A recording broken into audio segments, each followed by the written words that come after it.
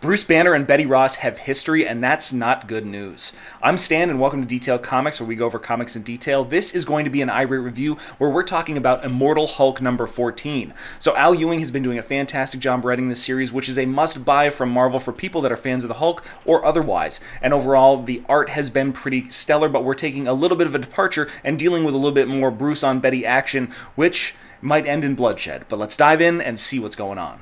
Over the last 13 issues, Al Ewing and Joe Bennett have been introducing us to all different kinds of characters from Hulk's past, and we get another one in this particular issue as we step into number 14 and we actually see Betty Ross, and she's dealing with a loss. She recounts the various aspects of her father and how he was buried multiple times, but finally it seems like they're going to lay him to rest at West Point, a place where he became dedicated to the US and the US military early on, and we see just a single page of Thaddeus Thunderbolt Ross's tombstone as it lays in the back of the West Point Academy. Instead of having somebody like Steve Rogers or another member of the Avengers there to talk about Thaddeus Ross and his achievements, they have to get Tony Stark. And Tony isn't necessarily one to speak highly of Mr. Ross, but he tries to do his best, having been on the receiving end of a little bit of the Red Hulk. But another man that we see at the funeral of Thaddeus Ross is Reginald 14, and we've actually seen this name before in earlier issues of the Immortal Hulk, and it's been alluding to the fact that he is on the hunt for Bruce Banner. He's somebody that seems to be funding or incorporated with Shadowbase, which we actually saw a giant dismembered Hulk in an earlier issue.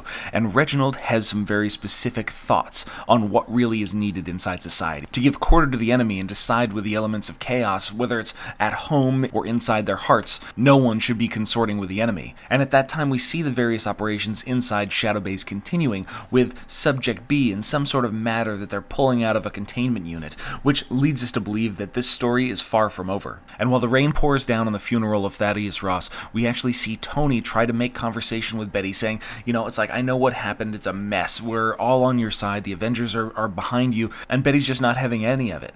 Being a part of this life, she knows all too well that Tony has his own death ray, and that the Avengers can be just as guilty sometimes as the villains themselves. And Betty, she received a call last issue, a call from Bruce in some sort of desperation, looking to chat with her, looking to reconnect, something that he should have done ages ago, but didn't have the courage to do so. So she flew coach instead of flying on Tony Stark's private jet. She remembers the last time that she saw her father looking at him through prison glass before he died, knowing that he could one day be either in the White House or possibly at the bottom of some sort of 6-foot grave. And that's when she arrives. And when she sees Bruce, she hates him. He's been dead for months. Why didn't he call? All that grief, the crying. He deserved every bit of punishment she could give him. But unfortunately, it just lands on a kiss.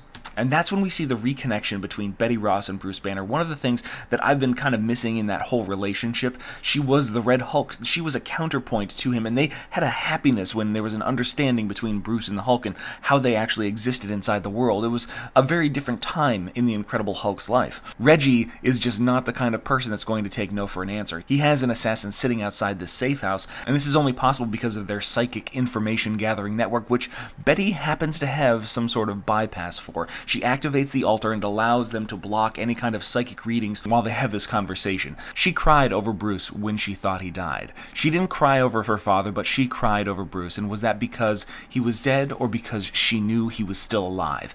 And outside we see the assassin just playing this game of back and forth, trying to figure out who he's going to shoot. But as Bruce unloads everything, the fact that he's basically split in half, the thing that protects him is no longer quite there. Rick Jones is no longer available, and Betty's just like, yeah, you teamed up with the people that killed him. And in her mind, in her monologue, she rationalizes everything, the cheating, she goes through every aspect of what him and Rick and her, and how everything really stood up, and how Bruce Banner, as this kind of pathetic wet sop that was a beaten dog that Thaddeus Ross had real no respect for, this open wound of a man that stood before her, and how everything about this felt not necessarily just as genuine, but also that it was carefully calculated, a persona that was crafted to elicit some sort of response from individuals. And at that moment we see the final thought go through her head that at one moment she hated him even more before a bullet enters the side of her skull and exits the other side.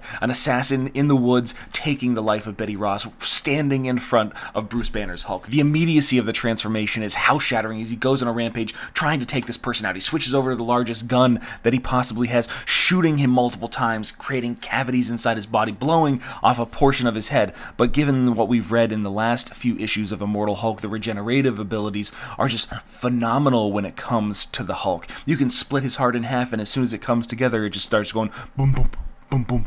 But that's the key. The regenerative abilities of the Hulk, regardless of which kind of Hulk we're talking about, is it the Green Hulk or is it a red She-Hulk? As we see a vibrant red light emerge from Betty Ross's eyes, her dead body laying on the ground coated in blood, she is about to wake up herself. And that's when the Hulk comes face to face with this assassin who thinks that he's going to be taking him on. But another man out of Hulk's past steps forward, Doc Samson. He is his doctor, his psychiatrist, and he is here to help.